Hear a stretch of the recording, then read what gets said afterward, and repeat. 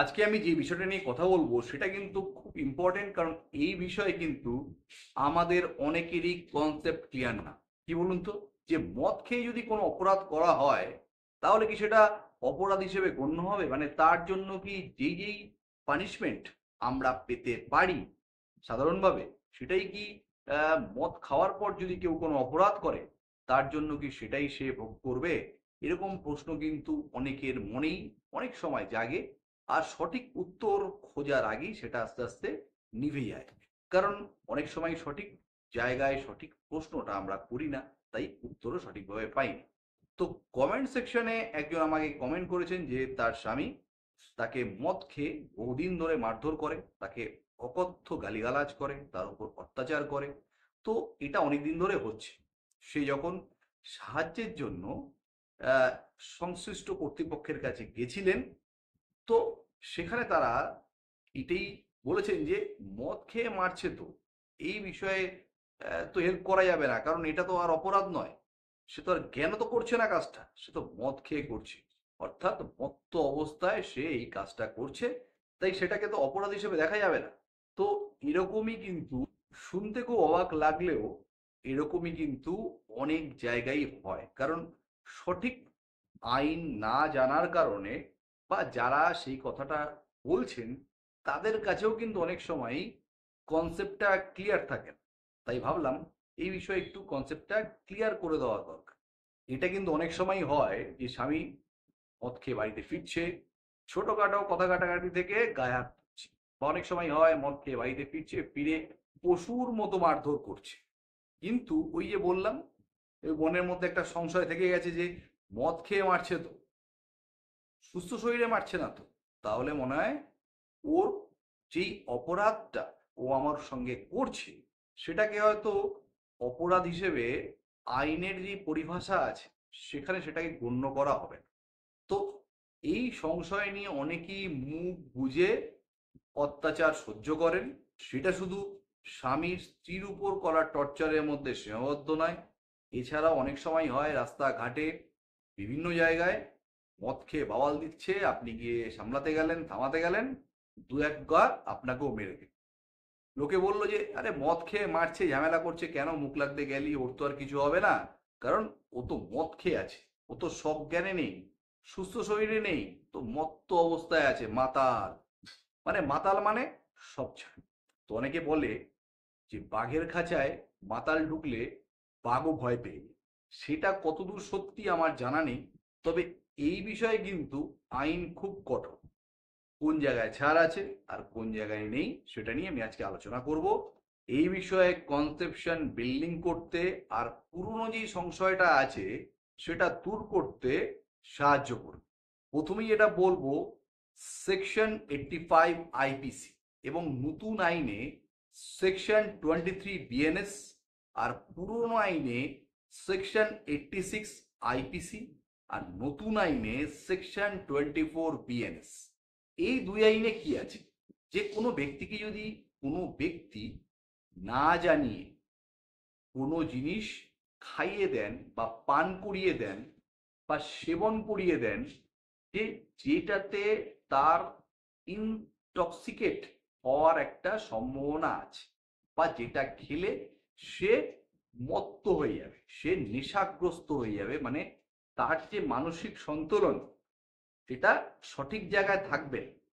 তো সেরকম যদি পরিস্থিতি হয় যে কেউ কাউকে জোর করে বা কাউকে না বলে যে এটা নেশার জিনিস এরকম বলে কিছু খাইয়ে দিল, খাইয়ে দেওয়ার পর বা পান করিয়ে দিল, এসব করানোর পর তার চিন্তা ভাবনা করার, ডিসিশন মেকিং করার যেই স্বাভাবিক যেই প্রক্রিয়া সেটা নষ্ট হবে, এবং সে নিজের উপর যে কন্ট্রোল থাকে সেটাকে হারিয়ে ফেলবে। তো এইসব না জেনে কেউ কারো প্ররোচনায় বা না জেনে কারো উপর বিশ্বাস করে কিছু একটা সেবন করলেন, কিছু একটা পান করলেন বা কিছু একটা খেলেন, তারপরে যদি সে কোনো অন্যায় করে বা সে যদি কোনো আইনের পরিপন্থী কাজ করে, তাহলে সেটাকে অপরাধ হিসেবে, মানে তার করা অপরাধ হিসেবে গণ্য করা হবে না। এক্ষেত্রে একটা উদাহরণ দিলে আপনাদের বুঝতে সুবিধা হবে। যেমন ধরুন, রামকে শ্যাম তার বাড়িতে ইনভাইট করলো, রাম গেল, রামকে শ্যাম খাবার সাজিয়ে দিল এবং খাবারের মধ্যে মানে রামের অজ্ঞাতসারে, রামকে না জানিয়ে খাবারের মধ্যে মাদক দ্রব্য মিশিয়ে দিল। সেটা রাম খেলো না জেনে, সে সৎ বিশ্বাসে সেই খাবারগুলোকে খেয়ে নিল। ওগুলো খাওয়ার পর রাম মদমত্ত হয়ে গেল, তার মধ্যে কোনো কন্ট্রোল আর কাজ করলো না, সে নিজের উপর কন্ট্রোল হারিয়ে ফেললো। এবং এরপর শ্যাম কি করলো, রাহুলের বিষয়ে কিছু উস্কানিমূলক কথাবার্তা বলল, তার কানের মধ্যে বিষ ঢাললো, ঢেলে রাস্তায় ছেড়ে দিল। এবং সে জানতো যে এই রাস্তা দিয়ে রাহুল এই সময় ফিরবে। এবং সত্যি সত্যি সেটাই হলো, যে ওই রাম ঘুরছে একটা লাঠি নিয়ে, লাঠিটাও ধরিয়ে দিয়েছে, লাঠিটা ধরে সে রাম রাস্তায় চক্কর কাটছে আর রাহুলের জন্য ওয়েট করছে।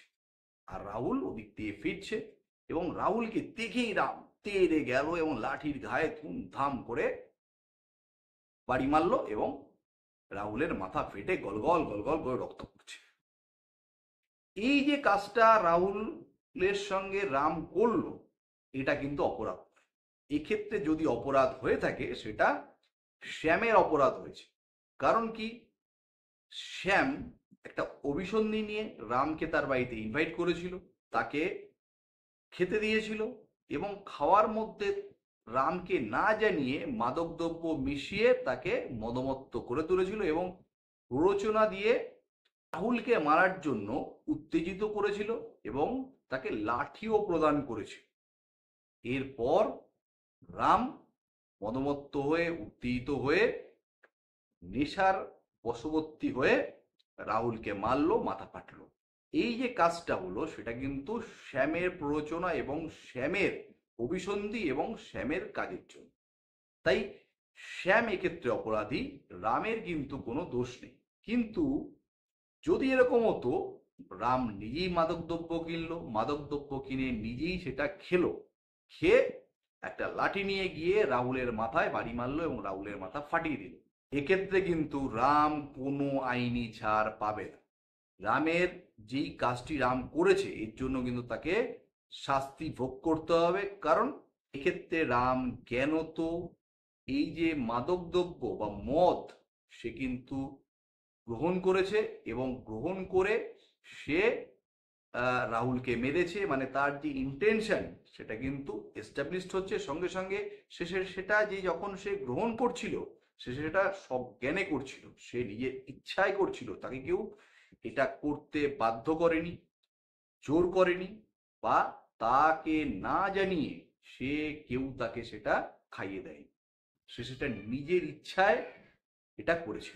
তাই কিন্তু কোনো আইনি ছাড় পাওয়া যাবে না সেকশন 85 আইপিসি, সেকশন 86 আইপিসি এবং নতুন আইনে সেকশন 23 বিএনএস এবং সেকশন 24 বিএনএস অনুসারে।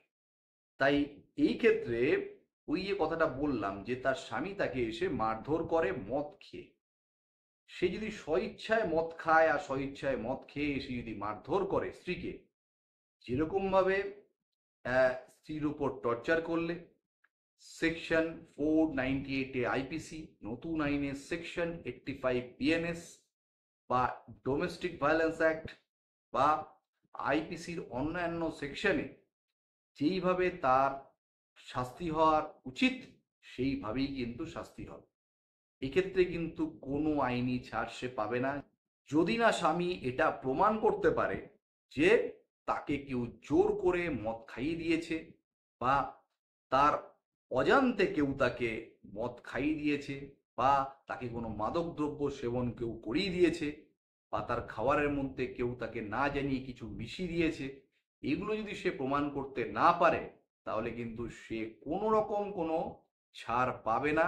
এটাই কিন্তু সেকশন 85 আর সেকশন 86 আইপিসিতে লেখা আছে।